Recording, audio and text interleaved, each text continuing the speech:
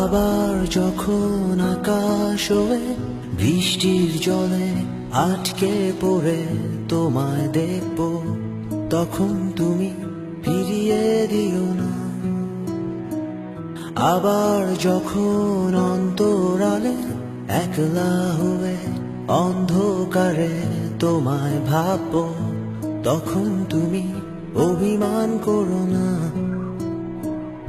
আবার যখন জোছনা রাতে শিশির ভেজা ঘাসের মাঝে থাকবো বসে একা, তখন তুমি প্রশ্ন করো না।